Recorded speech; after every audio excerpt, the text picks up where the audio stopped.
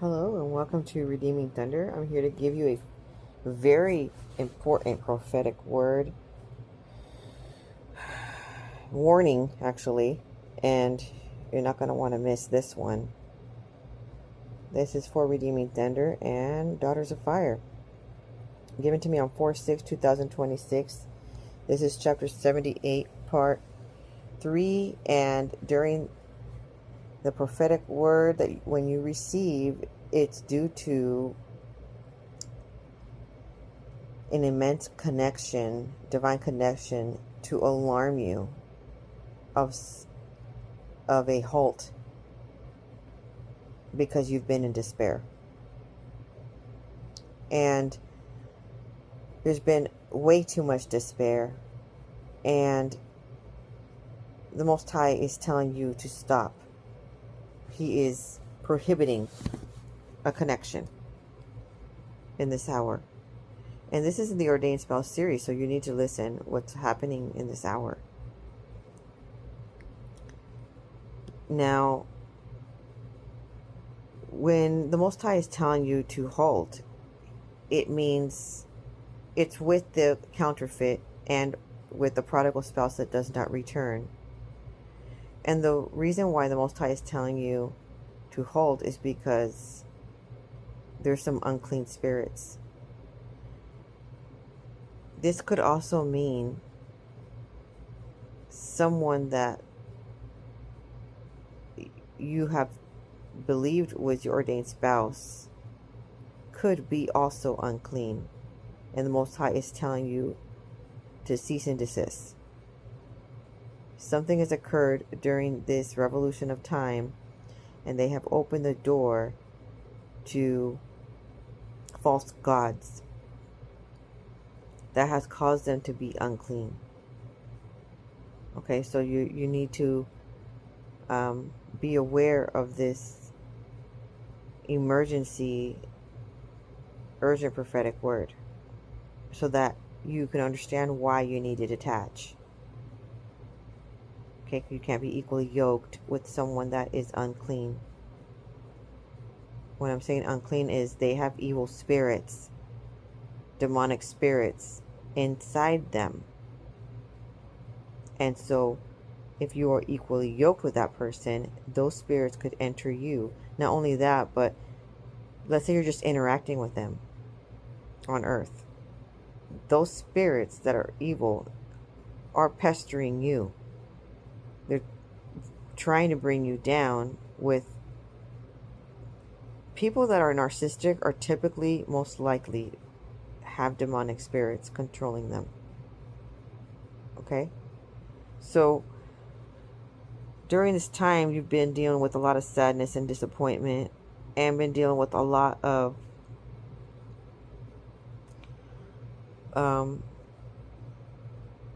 just isolation, pretty much, because you have to be, due to being set apart, and you all have a calling on your life.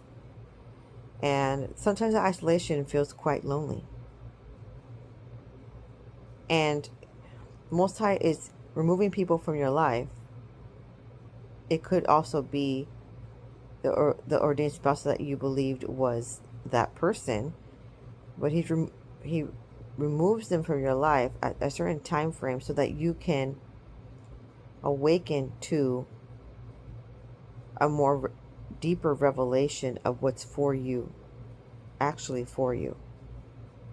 Okay? Now, let me get into it. I want you to pray Psalms 91, first of all, over your life. And the Most High wants you to bow down. Because during this time, while this is a deep despair for you, the Most High is anointing you for a task. A new assignment is birthing in this hour, and has a lot to do in the department of the arts. So while you do not have to be sulking in despair, and you could be diving into your new assignment. Okay, So the Most High is saying, O ko yi shala sidi ba. Okay, so let me break that down, what that means in Hebrew, because the Most High speaks to me in Hebrew while praying in the Spirit. It means exclamation. That means, like, emergency. Here thus far, a surprise or a shock to send someone or for someone and for something. Okay? To perceive. And he says C means to perceive. D stands for stop or enough. And then ba stands for I'm coming, or it also means coming. Okay. He wants you to cease and desist something. Some interaction that you've had with somebody, he doesn't want you to continue on with that plan. Then he says Allah, which means to ascend. It means Shala, means, it could mean to be in your rest, to trust, to have faith, but it also stands for to send someone for something, or to send someone for someone. See, Ama was said 5 times, besides the word Shalat that was said 5 times, which means to perceive or to physically see, and he's talking to you as the handmaid who is of marriageable age. And then he says Ah, which means alas, and then he says Allah, la 5 times, which means deny it or prohibit. So there's something that he wants you to stop, or if you've already stopped, to not cave or give into. Okay? And then he says, Shala. He says, alas, to send someone for someone, and he says that 10 times.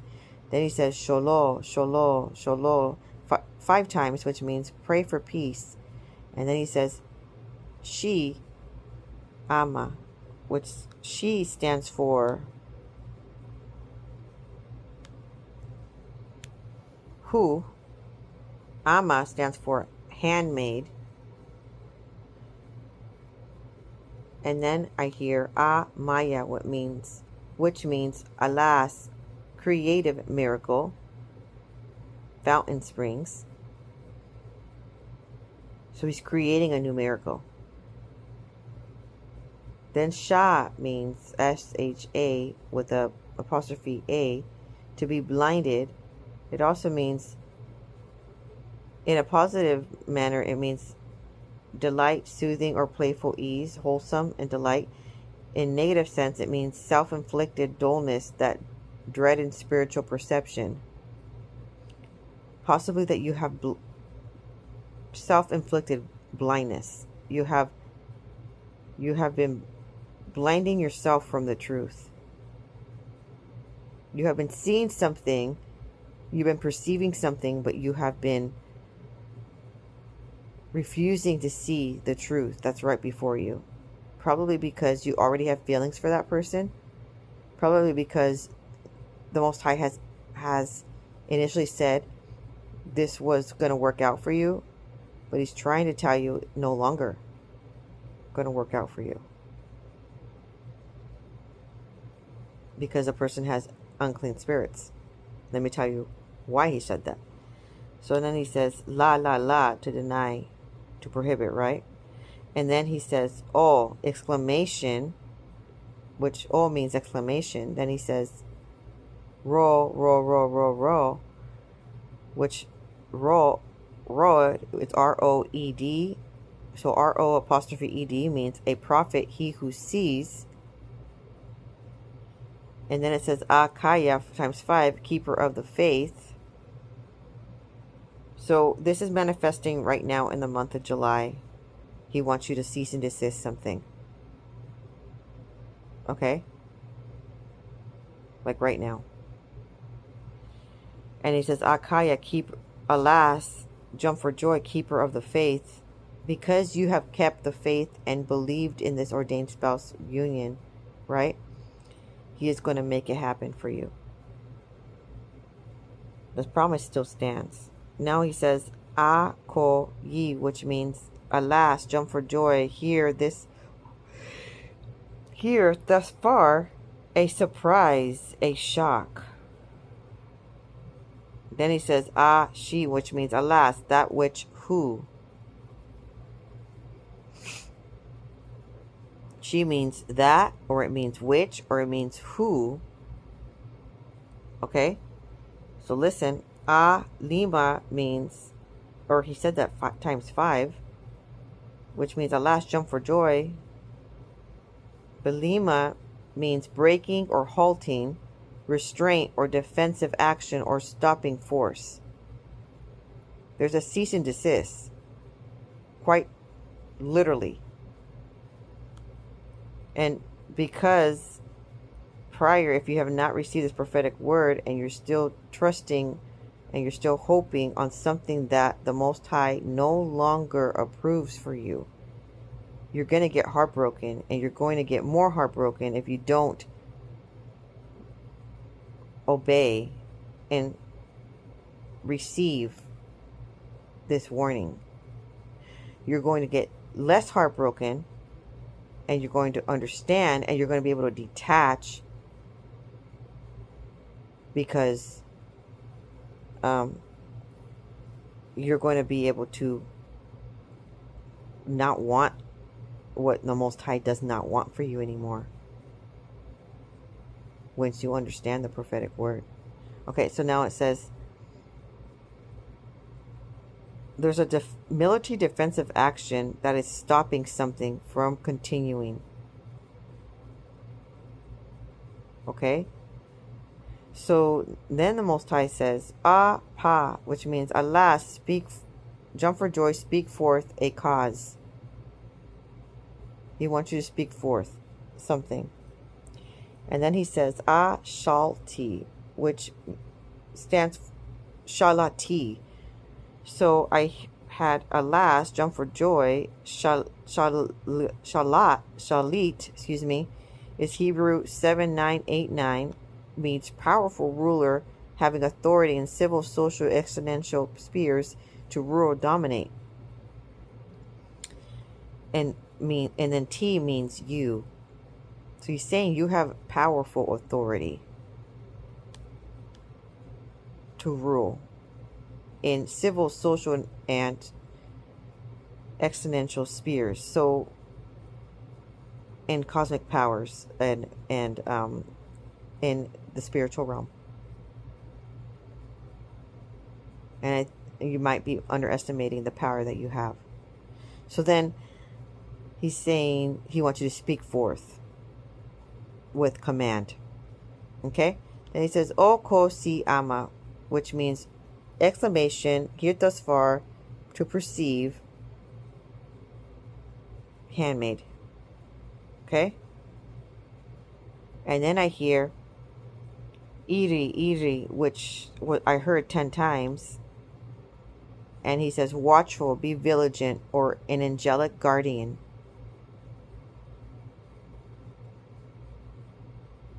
It also may mean my city or belonging to a city. And it references Benjamin with the verse Chronicles 7:7. This verse states, "King Solomon consecrated the middle of the courtyard in front of the temple to accommodate the overwhelming volume of sacrifices." So the standard bronze altar was too small to hold all the burnt offerings, grain offerings, and the fat of the fellowship offerings. It details the family trees and descendants of the 6 tribes of Israel: Issachar, Benjamin, Naphtali, Manasseh, Ephraim, and Asher. It's referencing Benjamin tribe, so it's talking about the records, the heads of families, listing warriors and notable clans within the tribe. These genealogies serve to help the Israelites who had recently returned from the Babylonian exile understand their heritage, their history, and the tribal lands they were to reoccupy. So the Issachar tribe are descendants of military fighting men of the tribe, noting their significant population growth. Benjamin's tribe were the listing warriors. Naphtali's,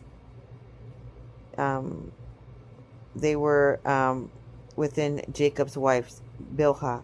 Manasseh's descendants of Manasseh include their Aramean concubine and the birth of Gilead. Ephraim's descendants notably mentioned in Joshua, who led the Israelites into the promised land, and a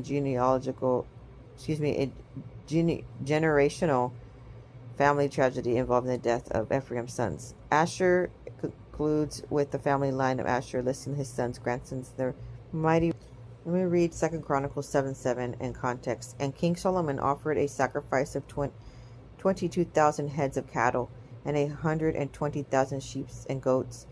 So the king and all the people dedicated the temple of Yahuwah. The priests took their positions, as did the Levites, with Yahuwah's musical instruments, which King David had made for praising Yahuwah, and which were used when he gave thanks, saying, "His love endures forever." Opposite the Levites, the priests blew their trumpets, and all the Israelites were standing. Solomon consecrated the middle part of the courtyard in front of the temple of Yahuwah, and there he offered burnt offerings and the fat of the fellowship offering, because the bronze altar he had made could not hold the burnt offering, the grain offering, and the fat portions. So Solomon observed the festival at the time for 7 days, and all Israel with him, a vast assembly, people from Lebo Hamath to Wadi of Egypt. On the 8th day they held an assembly, for they had celebrated dedication of altar for 7 days and festival for 7 days more. Now let's read the commentary. Moreover, Solomon hollowed the middle of the court. So, as mentioned, is made in 2 Chronicles 7:9 of the dedication of the altar, as if distinct from the dedication of the house, and the hollowing middle of the court, in imitation of which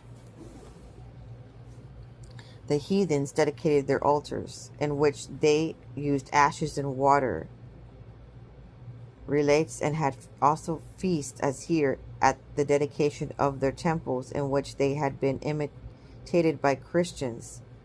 And many of our country feasts, as they all are called, were first kept at the dedication of churches to such and such a saint.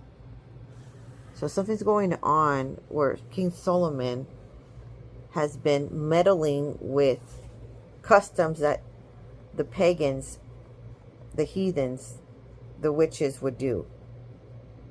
So he has several wives that are of different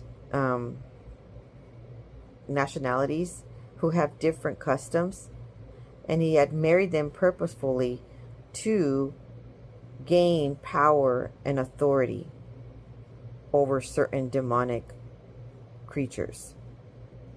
Okay? And although he was doing this all for the Most High, Yahuwah, he was also binding these demonic creatures in his dungeon.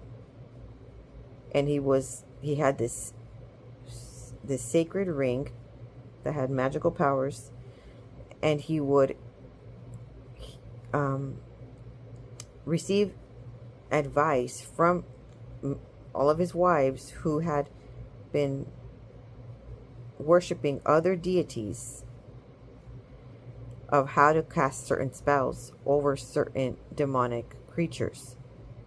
And although he had built an enormous, glamorous temple for the Most High, that he wanted to please the Most High so abundantly, he had used a demonic creature that looked like a worm to chisel out these sculptures.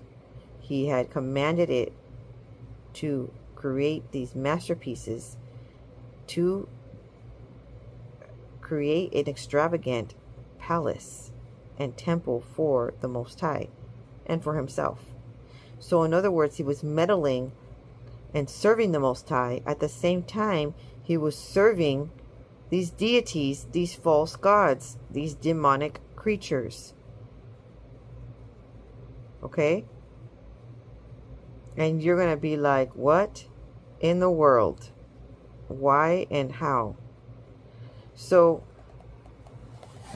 what the Most High is saying right now is either your ordained spouse has meddled in some kind of ritualistic occult-like practice, beliefs and customs, and or the counterfeit and or the prodigal spouse who does not return has done such. And that is why he's calling a cease and desist. So in other words, you're thinking like, how did this happen? It's not always that they go and they become a warlock and they're doing all these spells and with some kind of cauldron, and they're just doing these little warlock witchy hand gestures. It's not always like that. Okay? Sometimes it becomes where they're very much so intrigued by knowledge and wisdom, just like King Solomon was.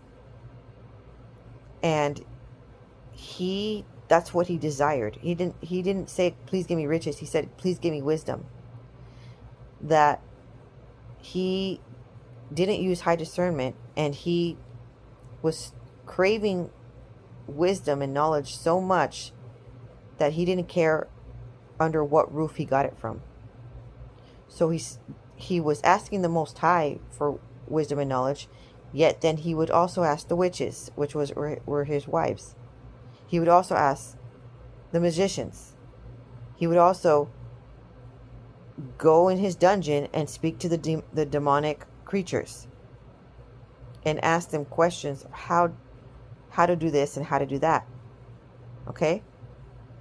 So, in other words, this can come through as those people manifesting, or they could have opened the door through spiritism, getting into spiritism, where those who delve in using wind, fire, water.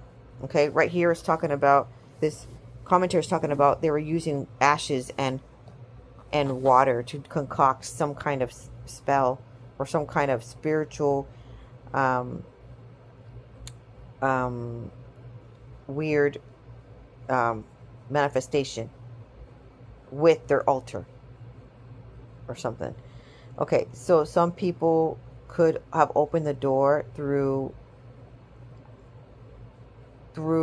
studying scholars, who those scholars, such as DeMartini, I believe his name is John DeMartini, he has a vast amount of knowledge, and he speaks about things that are very positive, like having a positive mindset, and being grateful.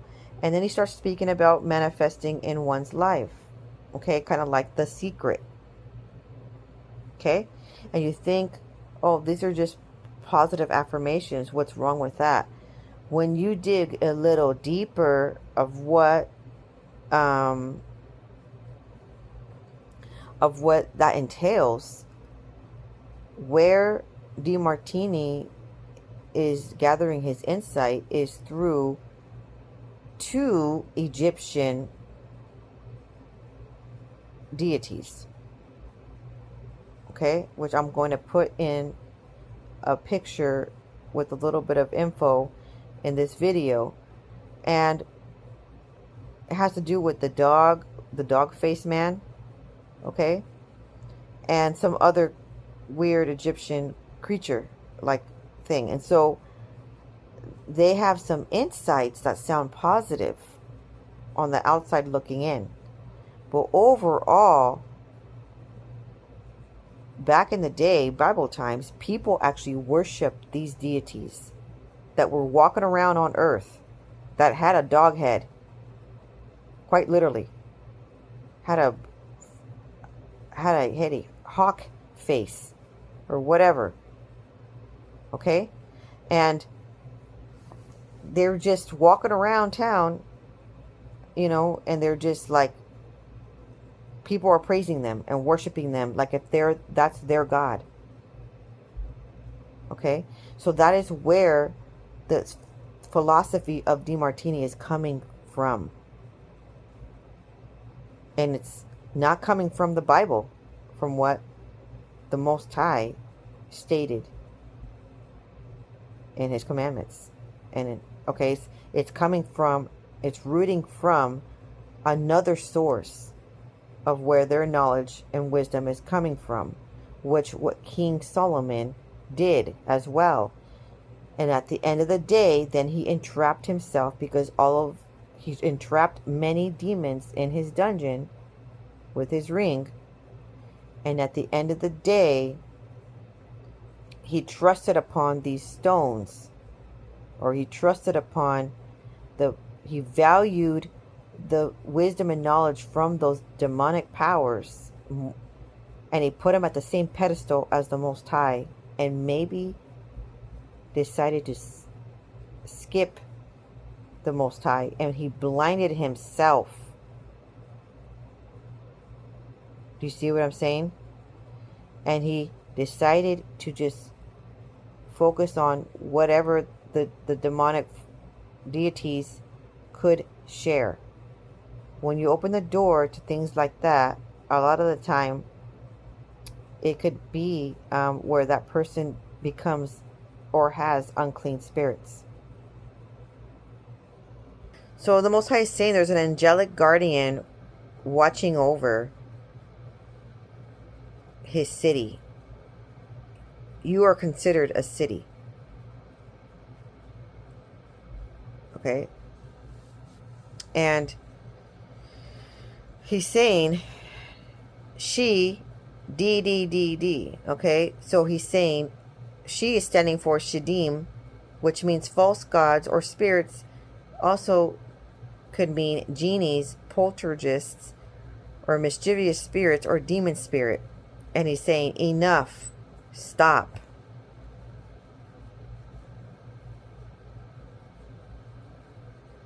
Okay? And you're like, wait a minute. Did you just say genies and demon spirits? Yes, I did. Not me. Ruach HaKodesh told me. So then he says, A laka sana tov. So, alas, jump for joy, to take into marriage, to change, to repeat. That's what sana means. In this revolution of time, he is changing the person that he once sent you. He's not having that. He's halting. He's restraining that person to pursue you. And you're wondering, why doesn't he just pursue me? I thought this was a match made in heaven. Because he opened the doors to certain things in his own personal life, and it has opened the doors to evil spirits. And you cannot be equally yoked with someone that has opened the door to evil spirits. Okay? And so he's saying, be in thanksgiving. Tov means be in thanksgiving to the Most High, that he's alerting you of this. And this is confirmation word now in the month of July, for it to manifest, where it all comes full circle now of why the Most High has done a change and sending you someone else. Okay? And there has been confirmation in the real world through this other woman that has brought it to my attention that she has been notified that the individual that she believed was the ordained spouse, and then had communicated with her, and he had mentioned something that was kind of fishy, and he started referring himself to we, as in he's like plural, like a multiple personality type. And that kind of struck a chord there, as she knew she had to be watchful. And he referenced himself kind of like a chameleon, which kind of, she thought it was first an analogy or a metaphorical story. but realizing then that there is an unclean spirit there. That he also, in other conversations prior, had mentioned he had opened the door to other wisdom and knowledge from other sources besides the Bible. Okay? So it was all the more confirming in July that there needs to be a detachment. And it's no fault of your own. I know you were praying for the individual, but again, everybody has their own self-will. Okay? And if one wants to be blinded from the truth, one wants to blind themselves from their sin, it's their choice. All right? Now the Most High says, exclamation, because it says, oh, Maya, 5 times, exclamation, sudden miracles, creative miracles going to occur. So he's creating a new relationship, an ordained spouse for you. Connection. And then he says, Shama, Shama, Shama. Okay, so that 2 times, which means he wants you to listen and obey, to understand with action.